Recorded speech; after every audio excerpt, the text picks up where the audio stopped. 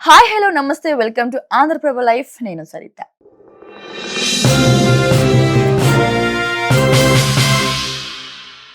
మనతో పాటు ఈరోజు చంద్రముఖి అక్క ఉన్నారు, ట్రాన్స్ కమ్యూనిటీ ప్రెసిడెంట్. అక్కకి ఈరోజు వెల్కమ్ చెప్దాం, ఎన్నో క్వశ్చన్ ఆవిడతో తెలుసుకుందాం. నమస్తే అక్క. నమస్తే. హిజ్రా వాళ్ళు ఒకప్పుడు మంచిగా హ్మ్. ఇస్స తీసుకునే రోజుల నుంచి హ్మ్. 2014, 15 టిల్ హ్మ్. 2020 యాహ్! తర్వాత లాక్‌డౌన్ తర్వాత అన్నాం మనం. తర్వాత ఆ! అసలు అమ్మో వీళ్ళ అయ్య బాబోయ్! లాక్‌డౌన్ తర్వాతే ఇది. తర్వాతే డోర్ మూసేసుకున్నారు. అవును. ఆ లాక్‌డౌన్ కంటే ముందు పిలిపించుకునేవాళ్ళం. అవును. ఫోన్ చేసి పిలిపించుకునేవాళ్ళం. లేదా వాళ్ళ అటు పోతున్నో, ఇటు పోతున్నో ఇప్పుడు వాళ్ళతో కనబడితే వాళ్ళతో చెప్పేవాళ్ళం. చెప్పేవాళ్ళం. ఈరోజు ఫలానా ఇక్కడ ఉంది, అవును. ఫలానా అక్కడ ఉంది, మా ఇంటికి రండి, అవును. చేసండి. ఆఫ్టర్ 2020 వీళ్ళ పేరు తలుచుకుంటేనే భయమేస్తుంది. అవును. మాఫియా. అవును. ఏదైతే మనం బయట మాఫియాల కంటే ఈ మాఫియా హిజ్రా మాఫియా ఎక్కువైపోయింది. హిజ్రా ఎక్కువైపోయింది. Mafia yes. ఎక్కువైపోయింది. దీని గురించి మీరు ఇప్పుడు హిజ్రా మాఫియా అని మనం ఎందుకు అంటున్నామంటే, ఫేక్ హిజ్రాలు ఎక్కువ కమ్యూనిటీలో హ్మ్. చేరిపోయారు. అండ్ వీళ్ళని కమ్యూనిటీయే ఫెసిలిటేట్ చేస్తుంది. కొంతమంది, అందరూ అని నేను అనను. కొంతమంది ఉన్నారు. ఇప్పుడు కొంతమంది ఉంటారు. వాళ్ళకి చిన్నప్పుడు బలవంతంగా పెళ్లి చేసిన వాళ్ళు హ్మ్. ఉంటారు. వాళ్ళు వాళ్ళ పెళ్ళాం వదిలేసి వచ్చి హిజ్రా కమ్యూనిటీలోనే ఉండేవాళ్ళున్నారు. కానీ ఈ ఫేక్ హిజ్రాస్ అనేవాళ్ళు అలా కాదు. ఇప్పుడు నేను మళ్ళీ, మళ్ళీ క్లియర్‌గా చెప్తున్నాను. కేవలం డబ్బు కోసం మాత్రమే చీర కట్టుకున్నటువంటి కమ్యూనిటీ ఎక్కువయింది. అది ఏంటి అంటే చప్పట్లు కొడితే డబ్బులొస్తాయి. ఎక్కువ కష్టం ఉండదు. అండ్ మనం అనుకున్నంత సంపాదించొచ్చు అని చాలామంది మగపిల్లలు చీరలు కట్టుకుంటున్నారు తప్ప, మాకు చీర కట్టుకుంటే డబ్బులు సంపాదిస్తారని తెలీదు మా హ్మ్. జనరేషన్‌కి. హ్మ్. ఈ జనరేషన్ అయిపోయింది అంటే చీర కట్టుకుంటే డబ్బులు వస్తాయి. చీర కట్టుకొని రోడ్ల మీద తిరిగితే క్లయింట్స్ ఎక్కువొస్తారు. ఏదో ఒక రకంగా టార్గెటెడ్ టు మనీ. హ్మ్. ఇది మనీ మాఫియా అనాలి. హిజ్రా మాఫియా అనకూడదు మనం. సో, ఈ వీళ్ళని కంట్రోల్ చేయాలి అంటే ఏం చేయాలి అంటే, అసలు మీరు ఏ స్టేట్ వాళ్ళు? మీరు మా స్టేట్‌లో ఎందుకు బతుకుతున్నారు? హ్మ్. ఇప్పుడు ఒక్కొక్క ఎవరి స్టేట్‌లో వాళ్ళుంటారు. ఇప్పుడు మేమిక్కడ పుట్టి పెరిగాము. తెలంగాణ, హైదరాబాద్‌లో పుట్టి పెరిగాను. మేము హైదరాబాద్‌లోనే చీర కట్టుకున్నాం. మీరెందుకు వేరే రాష్ట్రాల నుంచొచ్చి ఈడ చీరలు కట్టుకుంటున్నారు? హ్మ్. ఆ రాష్ట్రాలలో మీరు మొగోళ్ళే. హ్మ్. మీకు ఆధార్ కార్డ్‌ల మొగోడే, ఓటర్ ఐడీ కార్డ్‌ల మొగోడే, నువ్వు డ్యాడీవి, బాబాయివి, పెదనాన్నవి, మామవి అన్నీ.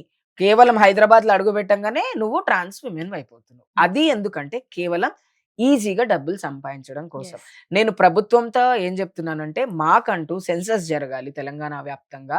హైదరాబాద్‌లో ముందు జరగాలి. జరిగి ఐడీ ప్రూఫ్ అనేది ఒకటి ప్రభుత్వం ఇవ్వగలిగితే ఈ ఫేక్ హిజ్రాస్ ఆళ్ళందరూ ఎళ్ళిపోతారు. అవును. మాయమైపోతారు. మాయమైపోతారు. మాయమైపోతారు. అప్పుడు ఇంకోటేందంటే మా కల్చర్‌ని మేము ప్రమోట్ చేసుకోగలుగుతాం. యెస్. యెస్. ఇప్పుడు ఒక బీహార్ నుంచొచ్చాడు. నాకు బిహారీ రాదు. నువ్వు తెలుగు మాట్లాడుతున్నావు. నేను బిహారీలో మాట్లాడుతున్నా. నేను చేయాల్సిన రచ్చంతా జేసి డబ్బులు తీసుకొని పోతున్నా. నువ్వేం జెప్తావు? పలానా హిజ్రాలొచ్చి రచ్చ చేశారని బీహార్ నుంచి వచ్చినోళ్ళు చేశారని చెప్పవు. సో, అవును. ఇది గూడా ప్రాబ్లమే. చాలా మంది నాన్ లోకల్ వాళ్ళు చేస్తున్నటువంటి హింస హిజ్రా కమ్యూనిటీని చాలా బాధపెడుతుంది. చాలా విలువ తక్కువగా అయిపోతున్నాం హైదరాబాద్‌లో పుట్టి పెరిగిన మేమందరము. అండ్ దీనిపైన ఖచ్చితంగా సొసైటీ కూడా స్టాండ్ తీసుకోవాలి. అవును. ఆ! డబ్బులు మేము రూ. 100 ఇస్తే రూ. 100 తీసుకెళ్ళండి. రూ. 1000 ఇస్తే రూ. 1000 తీసుకెళ్ళండి. ఏ రోజైతే మనము ఈ మనీ లెండింగ్‌ని తక్కువ చేయగలుగుతామో అప్పుడు హైదరాబాద్‌లో కమ్యూనిటీయే కనపడదు. హ్మ్. అక్క, హ్మ్. యాక్చువల్‌గా మీ పరంగా సొసైటీ అంటే ఎలా ఉండాలి? సొసైటీ అంటే be as like a humans. Hmm. Humans అంటే మనుషులము మనుషుల్లా బ్రతకాలి. ఎదుటివాడికి కష్టమొచ్చినప్పుడు సహాయం చేయకున్నా పర్లేదు గానీ రాళ్ళేయకండి. హ్మ్. వాళ్ళని బదలాం జేయకండి. ఇప్పుడు నేనే ఉన్నా. సడెన్‌గా ఏదో జరిగింది నాకు. జరిగితే పలానా వాళ్ళనే నాకు జరిగిందనుకోద్దు. నా తలరాతలో అది రాసుంది. నాకు యాక్సిడెంట్ అయ్యింది. నేను పోతుంటే నువ్వు ఎదురొచ్చినందుకు అయిందా? మరి 100 సార్లు ఎదురొచ్చినావు. అప్పుడు నాకు రూ. 1,00,000 వచ్చినప్పుడు నువ్వొచ్చినప్పుడే నాకు రూ. 1,00,000 వచ్చినాయని నేను చెప్పలేదు గానీ, నాకు చెడు జరిగినప్పుడు చెప్తున్నా. అంటే ఏంటి ఎగ్జాక్ట్‌లీ. అంటే, మనం పాజిటివ్‌గా థింక్ చేయాలి. ఈక్వల్‌గా సొసైటీలో అందరిని ఈక్వల్‌గా చూడాలి. మనుషులని మనుషులుగా గుర్తించాలి. మనుషుల్ని మాత్రమే గాదు నన్నడిగితే ఈవెన్ రాట్ గావచ్చు, కాక్రోచ్ గావచ్చు, మస్కిటో గావచ్చు. మనల్ని ఇబ్బంది పెట్టనంత వరకు మనకు వాటితో ప్రాబ్లమ్ లేదు. ఎగ్జాక్ట్‌లీ. ఏదైనా జీవించే జంతువే కావచ్చు. మనం గూడా మనుషులము. దేవుడికి మనం గూడా జంతువుల అంటే మనం గూడా జీవించేటోళ్ళం గాబట్టి, మనం గూడా వాళ్ళకి ఒక జీవరాశులం. ప్రాణి. జీవరాశులం అంతే. మనమంతా. ఏ జీవరాశికి ఇంకొక జీవరాశితో హాని కలగకుండా ఉండేలాగా మనం బ్రతకాలి. అండ్ మళ్ళీ చెప్తున్నా సొసైటీలో రెస్పెక్ట్ అనేది చాలా మోస్ట్ ఇంపార్టెంట్. ఇంపార్టెంట్. ఏదో సోషల్ మీడియాలో నాకొక 200,000 ఫాలోవర్స్ ఉన్నారు కదా! అని నేనిష్టం వచ్చినట్టు మాట్లాడడము, లేకపోతే అసలు ఏమీ తెలవని వాళ్ళ పైన అటాకులు చేయటము, అండ్ ఊరికనే మ్యానిప్యులేట్ చేయటము, ఇవన్నీ హ్మ్. చేయకూడదు.